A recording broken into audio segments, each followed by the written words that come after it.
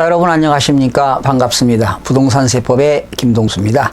자, 오늘은 양도소득세 비과세에 대해서 여러분 학습하겠습니다. 여러분 교재는 181쪽이 되겠습니다. 자, 양도소득세 비과세. 비과세라는 게 뭘까요? 국가가 양도소득세를 과세하지 않겠다. 즉, 과세권을 포기하겠다는 겁니다. 크게 세 가지가 나왔죠. 비과세 양도소득세 범위가 첫 번째, 파산 선고 받았다. 개인이 국가로부터 파산 선고를 받은 자가 양도하는 경우는 비과세가 되겠습니다. 결과적으로 빚잔치하라는 얘기죠. 채권자들을 보호하기 위해서 비과세가 되겠고요. 두 번째, 농지의 교환 분합입니다. 서로 합리적인 경작을 위해서 갑이라는 사람과 을이라는 사람이 소유하고 있던 농지를 교환했다. 바꾸는 거지요, 교환. 또는 분합입니다, 분합. 농지를 교환하거나 분합으로 인하여 발생하는 소득입니다. 이때 농지를 교환하거나 분합한다고 해서 무조건 비과세가 되는 게 아니라 요건이 충족돼야 됩니다. 이따 잠시 후에 설명드리겠습니다. 자, 이건 파산 선고가 되겠고요. 그리고 세 번째는 1세대가 하나의 1주택을 소유하고 있다. 한 세대가 1주택을 소유하고 있는데 몇 년 이상 보유되느냐.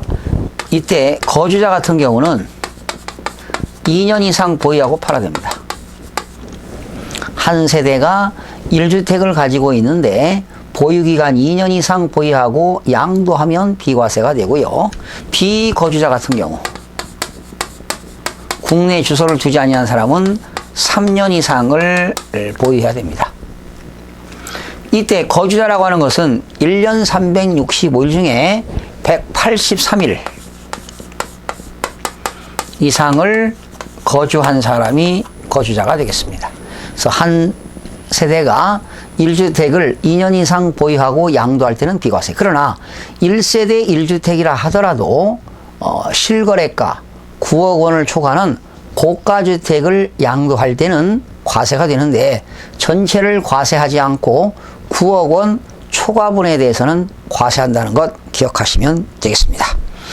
자, 그런 내용이 나왔죠. 1번. 파산 선고 처분으로 인하여 발생하는 소득. 넘겨보세요. 농지를 교환하거나 분합으로 인하여 발생하는 소득인데요. 이때 2번. 자, A 농지와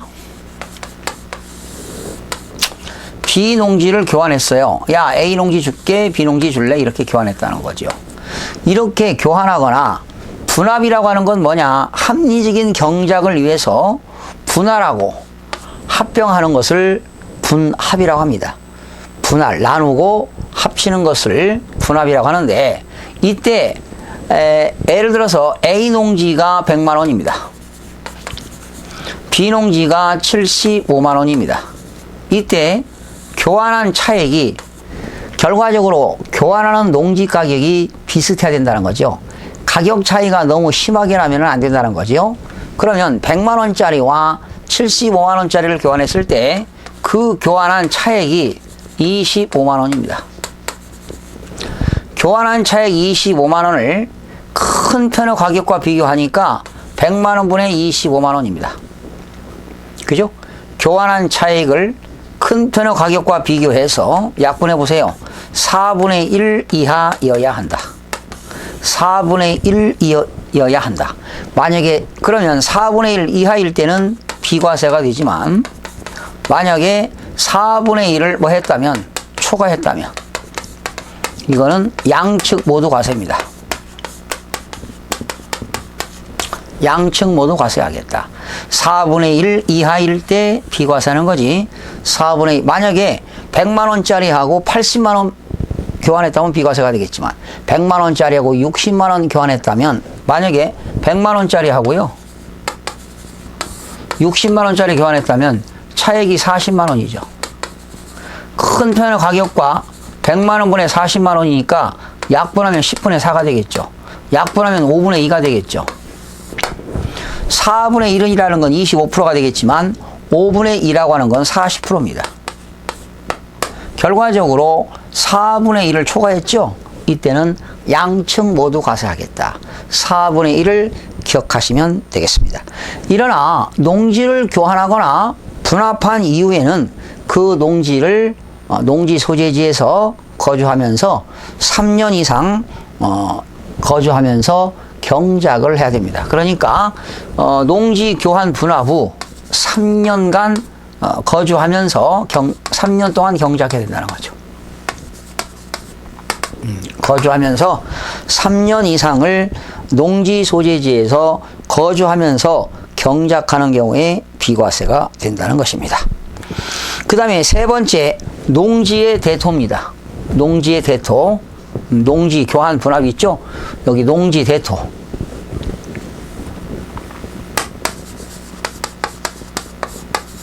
농지 대토. 대토라는 것은 뭐냐? 종전 농지를 처분하고 새로운 농지를 취득하는 것을 농지 대토라고 합니다. 근데 여기서 개정된 게 농지 소재지에서 거주하는 자가 4년 이상 거주한 자가입니다. 그러니까 농지 소재지에서 농사를 지면서 4년 이상 거주한 사람이 그 농지를 처분하고 다시 새로운 농지를 취득하는 것을 농지의 대토라고 합니다. 종전 농지를 처분하고 새로운 농지를 취득하는 건데 종전 농지에서 4년 이상 거주한 사람이 그 직접 경작한 토지를 처분하고 새로운 농지를 취득하는 것을 대토라고 한다. 이때는 역시 100% 감면이 되겠습니다. 여기 100% 감면.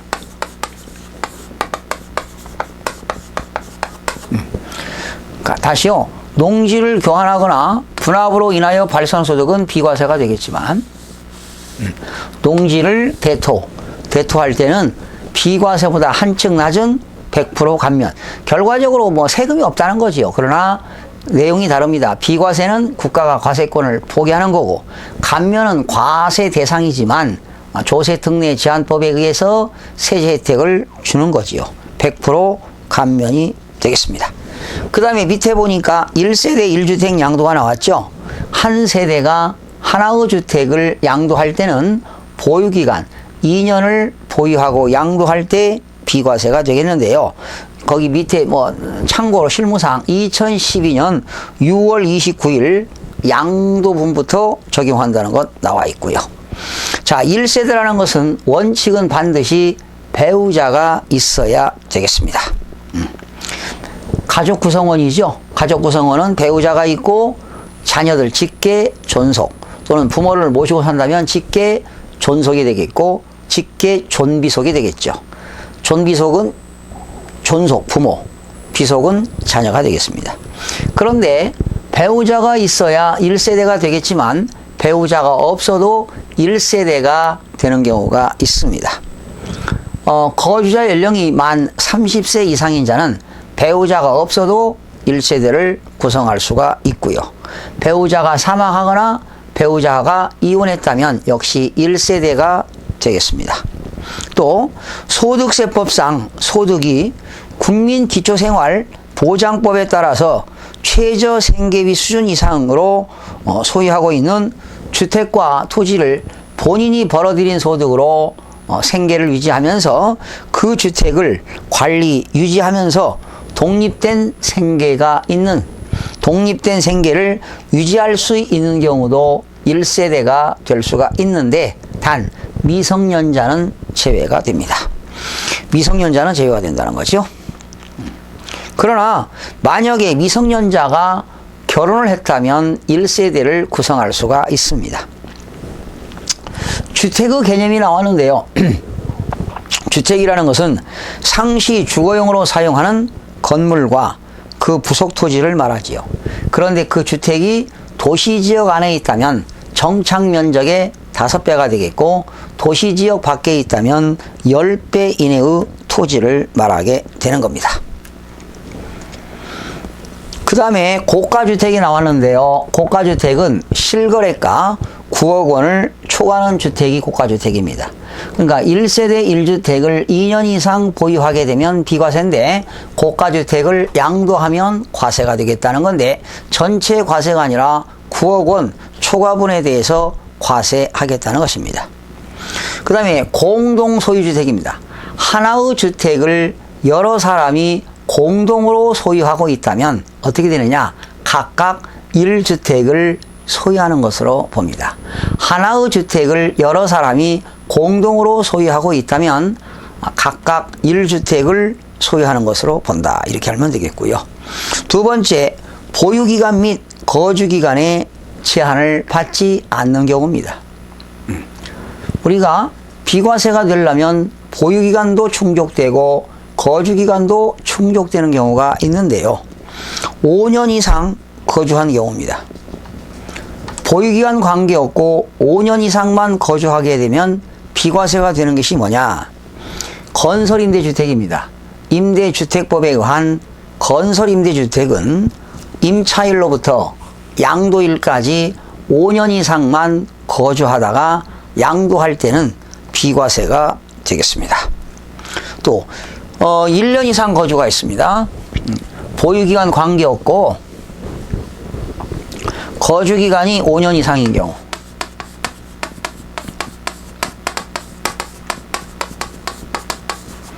이거는 임대주택법에 의한 건설임대주택입니다. 건설임대주택은 임차일로부터 양도일까지 5년 이상만 거주하다가 양도할 때는 비과세가 되는 것입니다. 그러나 1년 이상 거주해야만이 됩니다. 거주기간이 1년 이상 거주하고 양도하는 경우 비과세가 되는 게 있는데요. 첫 번째는 취약입니다. 취약. 초중등 교육법에 의한 학교. 그러나 유치원, 초등학교, 중학교는 제외됩니다. 여러분, 초등학교, 유치원, 초등학교, 중학교는 의무교육이잖아요. 그렇죠? 제외되고요. 고등법에 의한 학교의 취약. 취약입니다. 아이들 때문에 이사가는 경우. 그러나 유치원, 초등학교, 중학교는 제외됩니다. 그러니까 고등학교 이상이 되겠죠. 아이들 때문에 대학을 가는데 지방대학에 가서 부득이하게 이사 가는 경우가 되겠습니다. 이때는 1년 이상만 거주해도 비과세가 된다. 취약 문제입니다. 이때는 학교장이 발행하는 재학증명서를 세무서에 제출해야 됩니다. 두 번째, 직장입니다. 직장. 직장에 의해서 직장 전근, 직장으로 인해서 변경이나 근무상 형편이 되겠죠. 직장, 근무상 형편.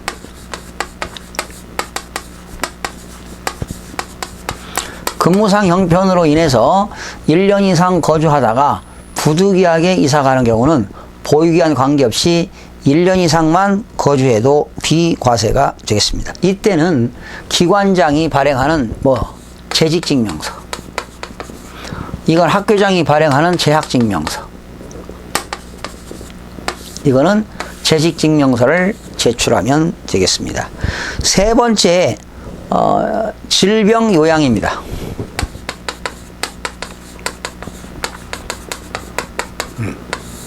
질병요양, 거기 나왔죠. 1년 이상 질병을 요양할 목적으로 질병치료나 요양을 목적으로 할 때는 병원장이 발행하는 요양증명서, 진단서 같은 게 필요하겠죠. 이런 의사 진단서를 제출해야만이 되겠는데, 이때 결과적으로 아이들 때문에 이사가는 경우, 취약, 근무상 형편, 질병 1년 이상 질병요양입니다. 이런 경우는 1년 이상만 거주하고 팔아도 비과세가 된다는 것입니다. 그 다음에 네 번째가 재건축 재개발입니다.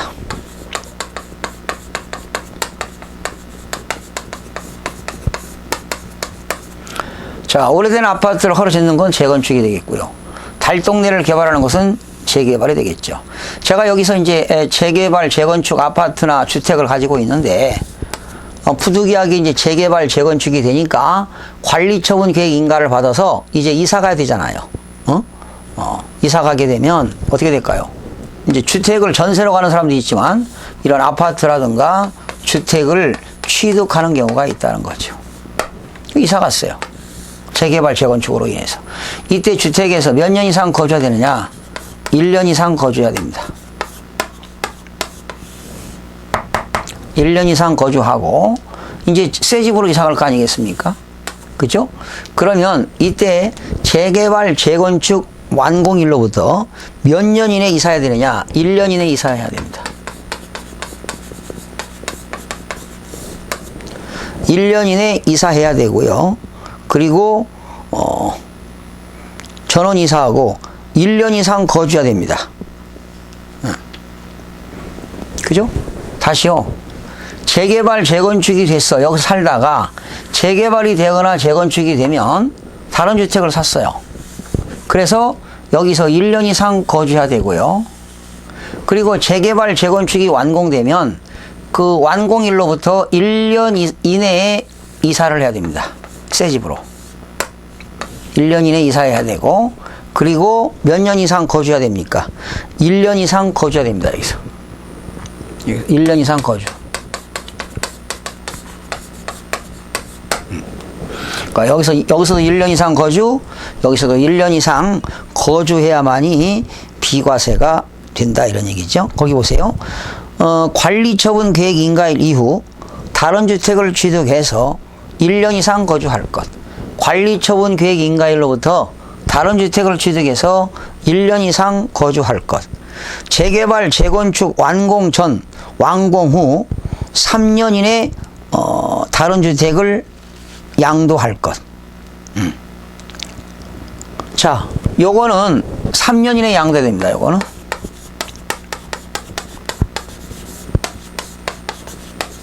(3년) 이내 양도할 것. 그리고 완공 후 1년 이내 세대 전원이 이사하고, 완공 후에 세대 전원이 1년 이내 이사하고, 또 1년 이상 거주할 것. 이렇게 나왔습니다. 이런 것들이 1년 이상 거주가 되겠습니다. 그 다음에 이렇게 거주기간이 지금 5년짜리가 있고 1년짜리가 있는데, 거기 밑에 보니까 거주기간하고 보유기간의 무관입니다. 보유기간과 거주기간이 무관이다.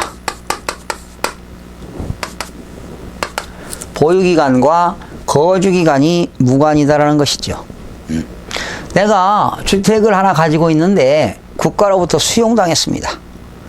국가로부터 협의 매수를 당하거나 수용당하는 경우는 어떻게 될까요? 수용되는 경우. 법률은 공익사업을 위한 토지 등의 취득 및 보상에 관한 법률에 의해서 수용당하는 경우는 비과세가 되겠습니다. 보유기간 관계없죠. 두 번째는 내가 국내 주택 하나 있는데 해외 이주법에 의해서 해외로 출국하는 겁니다. 해외 이주로 세대 전원이 출국하는 경우 출국일로부터 2년 이내 양도해야 됩니다. 둘째 줄 주세요. 출국일로부터 2년 이내 양도하는 경우에 비과세가 된다. 또 이런 경우가 있죠. 해외 이주법에 이민 가는 건 아닌데요. 남편하고 부인하고 해외 유학을 갔습니다. 유학. 그래서 부부가 같이 갔죠. 해외에서 거기 나왔죠. 세 번째, 1년 이상 계속하여 국외 거주를 필요로 하는 취약. 외국에 유학 갔다는 거죠. 남편이 해외 발령받아 가지고 부인과 같이, 배우자와 같이 갔습니다. 근무상, 형편 등으로 세대 전원이 출국하는 경우. 그러니까 두 가지입니다. 해외 이주법에 의한 출국이냐, 직장이라든가 취약이라든가 근무상 형편으로 인해서 해외에서 1년 이상 거주할 때 출국일로부터 2년 이내 양도하는 경우는 거주기간, 보유기간 관계없이 비과세가 된다는 내용입니다. 자, 넘기시면 겸용주택이 나와 있습니다. 하나의 주택에는 일부는 주택도 있고 일부는 점포도 있는 것이 겸용주택인데요. 이러한 겸용주택은 일부는 주택도 있고 일부는 점포도 있는 것인데요. 이때 주택면적과 점포 면적을 비교해서 주택 면적이 크면 전부를 주택으로 봅니다.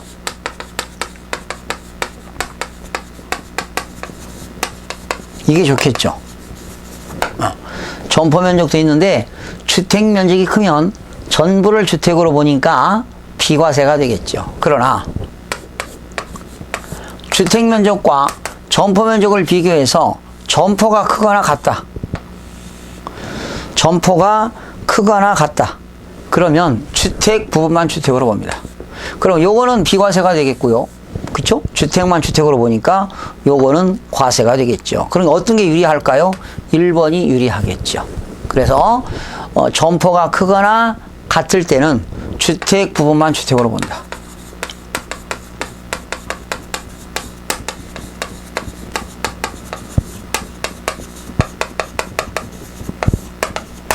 주택 부분만을 주택으로 본다. 주택 부분만을 주택으로 본다. 이렇게 보시면 되겠고요. 공식은 필요 없고요. 문제 한번 풀어보겠습니다. 거기. 지난 26회 때 출제가 되는데요. 1세대 1주택 요건을 충족하는 거주자 갑이 다음과 같은 겸용주택, 주택은 국내 상시 주거용이며 주택은 도시지역 안에 있습니다. 주택은 도시지역 안에 있으면 정착면적의 5배, 밖에 있으면 10배가 되겠죠. 7억 원에 양도했다. 고가주택이 아니죠. 양도소득세 과세되는 건물 면적과 토지 면적을 구하여라. 주어진 조건에는 고려하지 않는다. 여러분 주택 면적이 얼마입니까? 80. 상가 면적은 120. 아이고 상가가 크네요. 응? 과세되는 거. 그러면 토지 면적은 얼마입니까? 토지 면적. 자, 그러면 요거에만 비과세가 되겠죠. 그러면 점포가 크니까 점포는 얼마가 과세가 될까요? 점포는 건물은 120이 과세입니다.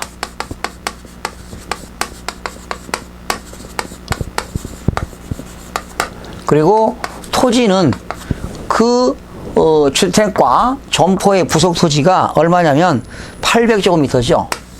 그러면 이게 주택과 건물의 부속 토지니까 안분해야 돼요. 주택 면적 80과 점포 면적 120이니까 합쳐보니까 200제곱미터분에, 그죠? 합쳐서 200제곱미터분에 건물의 부속 토지, 과세가 되는 부속 토지 120 하면 되겠네요. 응?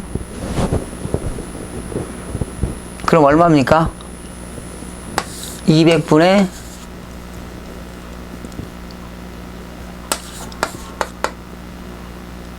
이건가요?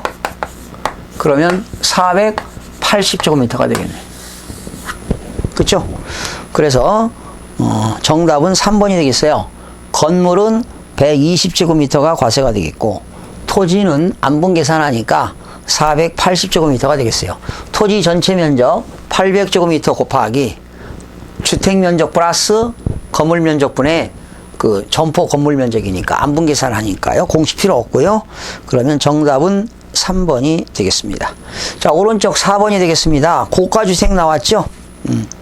고가주택은요, 실거래가 9억 원을 초과하는 것을 말합니다. 거기 9억 원 초과. 그러니까 1세대 1주택이라 하더라도 9억 원이 초과되면 초과분만 과세하는 겁니다. 전체를 과세하는 것이 아니라 9억 원 초과분만 과세하기 때문에 세금은 별로 되지 않습니다. 자, 1세대 1주택의 특례 규정이 나왔죠. 이거는 1세대 2주택이라 하더라도 1주택으로 모아서 비과세가 되는 내용들인데요.